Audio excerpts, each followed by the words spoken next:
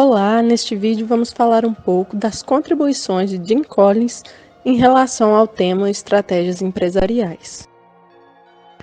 James Collins, ou Jim Collins, como ele prefere ser chamado, nasceu em 1958 nos Estados Unidos. Se formou em matemática em 92 pela Universidade de Stanford e é um pesquisador, escritor, consultor e palestrante na área de gestão de negócios, liderança e crescimento de empresas. Em 95, Collins fundou um laboratório de gestão no Colorado, focado em pesquisas de temas de liderança e gestão, além de ser um centro de treinamento e cursos para líderes de empresas da rede pública e privada. Collins é uma referência mundial em sua área. Ele é autor ou coautor de 6 livros, traduzidos para mais de 30 idiomas. Neste vídeo, falaremos do livro Feitas para Durar, Práticas Bem-Sucedidas de Empresas Visionárias, de James Collins, publicado em 95. Esse livro é resultado de 6 anos de pesquisa, envolvendo 18 empresas diferentes, e seu objetivo é compreender o que torna uma empresa visionária e duradoura, desmistificando a ideia de que grandes empreendimentos estão associados a uma grande ideia ou a um grande líder, e mostrando o quanto um conjunto de valores é determinante para o progresso de uma empresa visionária. A fim de alcançar o objetivo de seu livro, Feitas para Durar, Jim e Jerry realizaram uma pesquisa com empresas consideradas visionárias, levando em conta diversos fatores como cultura corporativa, estrutura societária, satisfação dos funcionários e penetração de mercado. Os dados da pesquisa foram obtidos através de demonstrativos de resultados, entrevistas com executivos e notícias. Além disso, contemplavam todos os aspectos da empresa. Sendo assim, a criação da lista das empresas a serem estudadas foi baseada em entrevistas com diretores executivos das principais empresas da época e selecionaram-se as mais citadas por eles. Sobre elas aplicaram-se outros critérios como instituição fundada antes de 1950, deveria ser líder em seu setor, deveria ter deixado uma marca muito forte no mundo, teve várias gerações de executivos e passou por ciclos de vários produtos ou serviços. As que atenderam esses critérios foram consideradas empresas visionárias. Em seguida, foi selecionado um grupo de empresas de comparação, com o intuito de atingir o objetivo da pesquisa.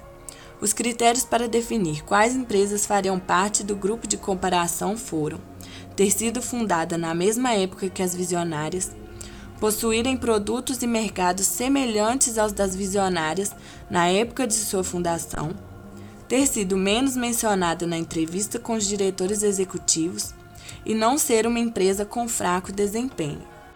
Dentre essas empresas podemos citar a 3M e a Norton, a Ford e a GM, a Merck e a Pfizer, a Boeing e a McDonnell Douglas, a P&G e a Colgate, a Sony e a Kenwood, Walmart e a Ames, a Walt Disney e a Columbia. Dessa forma, a pesquisa possibilitou desfazer mitos associados ao sucesso no mundo corporativo, dentre os quais serão mencionados ao longo deste trabalho. E entre os principais, se destaca o fato de não ser necessária uma boa ideia para começar uma grande empresa.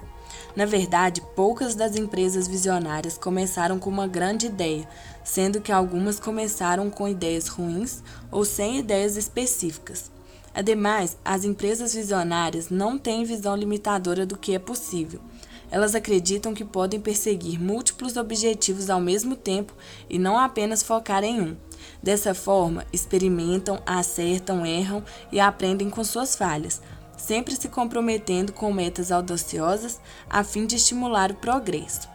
Além disso, não é um líder carismático e visionário que torna uma empresa visionária.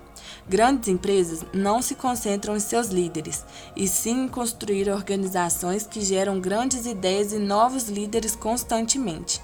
Sendo assim, elas não contratam CEOs do mercado para garantir a mudança, e sim criam fluxo constante de talento gerencial dentro da própria empresa, para que sempre possam contar com uma boa liderança de acordo com seus valores fundamentais.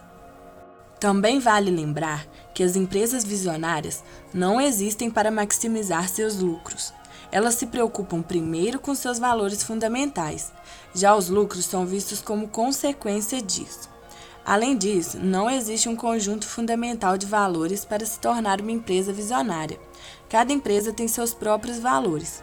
O ponto mais importante não é sobre qual é o conteúdo da ideologia da empresa, e sim o quanto a organização acredita neles. Grandes empresas são focadas no progresso que permitem que elas mudem e adotem inovações, porém nunca comprometam seus valores fundamentais. Por fim, outro mito desfeito é o de que empresas visionárias focam em superar a concorrência. Na realidade, elas focam na melhoria contínua de si mesmas. Elas se esforçam para se comparar consigo mesmas e serem melhores do que eram no passado. Superar a concorrência será consequência disso. Existe a errônea ideia de que uma empresa grandiosa está estritamente relacionada a um grande líder e a uma grande ideia. Entretanto, dentre as principais características de uma empresa visionária, Collins fala da importância de dar as ferramentas e não impor soluções. Ou seja, é interessante delegar poder e estimular o crescimento gerencial, conferir autonomia ao grupo de trabalho, de modo a permitir novas ideias, novas figuras de liderança dentro da empresa e criar uma organização que seja capaz de empreender constantemente e de superar os obstáculos como crise e rotação de líderes. Então, se acredita que a imagem de uma grande figura de liderança que constrói uma empresa apenas com suas próprias ideias seja prejudicial para que essa organização atinja o patamar de empresa visionária, porque essa empresa não estará preparada para seguir quando esse líder não estiver mais à frente da empresa. Nesse sentido, para que essa organização atinja o patamar de empresa duradoura e vitoriosa, é importante dar as ferramentas e não impor as soluções. Uma empresa visionária deve estabelecer uma ideologia central além do objetivo de ganhar dinheiro. Uma ideologia central é composta por valores centrais e objetivos. Os valores centrais consistem nos princípios de orientação da empresa e que não devem ser comprometidos em função do lucro. Os objetivos consistem nos motivos fundamentais pelos quais a empresa existe e que transcendem também a ideia de lucratividade. A lucratividade é uma necessidade para a existência de uma empresa e um meio para se atingir os objetivos mais importantes dessa empresa, mas não é o objetivo em si de uma empresa visionária e nem o que dá sentido a essa organização.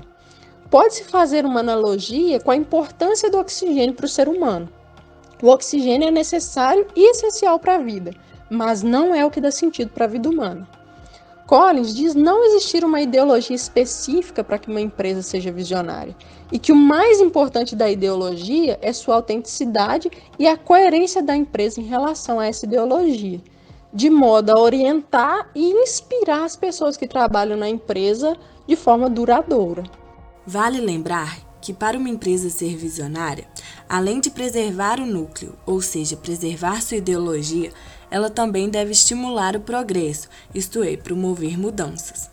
Em suma, devem haver mudanças e evoluções em alguns pontos, ao mesmo tempo em que seus valores fundamentais e o motivo de sua existência se mantenham intactos. Preservar o núcleo para Collins tem a ver com a ideologia e a cultura de uma empresa, enquanto estimular progresso se relaciona com as metas, com o pensamento de que nunca é o bastante e de que sempre temos que continuar tentando. A ideologia de uma empresa trata-se do seu propósito. A Disney, por exemplo, tem o propósito de levar a felicidade a milhões. Collins ressalta algumas características do propósito. A partir do exemplo da Disney, podemos verificar que é uma busca diária para cumpri-lo, de forma que ele nunca é atingido. E por esse motivo, ele deve funcionar como uma motivação para que todos deem o melhor de si. A ideologia de uma empresa também tem a ver com os valores da mesma. A Apple, por exemplo, tem como valores a simplicidade e o design. Collins qualifica os valores de uma empresa visionária como autênticos, de forma que devem manifestar o que a empresa realmente é. Por isso, não devem ser copiados ou criados de forma que não sejam realmente a identidade da companhia. É preciso que se acredite fortemente naqueles valores, ao invés de tentar buscar os melhores possíveis. E por isso, não existem valores perfeitos. Os valores são únicos no sentido de serem verdadeiramente pertencentes a uma empresa. Como outro exemplo, o Walmart tem como valor a frugalidade, e a Marcos, grande empresa americana no ramo da hotelaria e de teatros, tem como valor o serviço. As empresas visionárias acabam criando uma cultura de devoção, que consiste numa ideologia a ser seguida rigorosamente, uma espécie de doutrinação, e, de certa forma, uma doutrinação elitista, na medida em que incorpora o sentimento de fazer parte de uma organização superior, de uma organização especial. As empresas visionárias exigem pessoas comprometidas com sua ideologia central e desenvolvem o sentimento de pertencimento nessas pessoas, de modo que elas entendam que também serão beneficiadas com o sucesso da organização. As empresas reforçam essas ideologias com ações como o treinamento contínuo dos colaboradores, políticas de promoção, rituais simbólicos como hinos, criação de uma linguagem própria e programas de recompensa e reconhecimento, de modo a criar nos funcionários a sensação de fazer parte de uma organização especial. As empresas visionárias têm compromisso com metas e projetos desafiadores, audaciosos e normalmente arriscados em direção aos quais as empresas canalizam os seus esforços. Collins as chama de BHAGs, em português, metas audaciosas e cabeludas. Como exemplo claro dessas metas, é citado a meta estipulada pelo ex-presidente Kennedy aos Estados Unidos. I believe that this nation should commit itself to achieving the goal before this decade is out of landing a man on the moon and returning him safely to the earth. Nessa meta, estipulada pelo presidente em meio aos acontecimentos da Guerra Fria, é possível notar algumas características. As metas audaciosas devem ser claras, concretas, envolver comprometimento e serem, além de tudo, desafiadoras. Afinal, as BHGs devem estimular progresso e elas só fazem sentido quando ainda não foram cumpridas. Quando são cumpridas, é necessário criar outras metas audaciosas. Nesse sentido, entra o segundo aspecto que deve estimular o progresso. A premissa de que nunca é o bastante faz com que a empresa nunca fique estagnada em uma zona de conforto. Como exemplo disso, o Walmart criou o Beat Yesterday, no qual o fundador Sam Walton, munido de tabelas de vendas do ano passado, se reuniu com os executivos e propôs que eles vendessem mais do que venderam no mesmo dia do ano passado. Isso ajuda a estimular progresso porque dissemina a ideia de que ainda não é o suficiente. Não parar de tentar é o terceiro ponto levantado por Jim Collins para estimular progresso. Teste 100 experimentos e desses talvez 5 serão bem-sucedidos. O restante serão um fracasso, mas isso não deve ser um impedimento para tentar mais e mais. É preciso tentar várias vezes, porque você deve apostar nos experimentos que deram certo. A Johnson & Johnson, por exemplo, na década de 1890, era apenas uma indústria de suprimentos médicos, como gesso, gás e antisséptico. Devido a erupções cutâneas relatadas por médicos pelo uso de seu material, a empresa começou a enviar talco aos médicos para resolver o problema. Acontece que os pacientes gostaram tanto do talco que começaram a querer comprar diretamente da empresa. E assim, rapidamente, 44% dos negócios da empresa passou a ser de produtos com destino direto ao consumidor.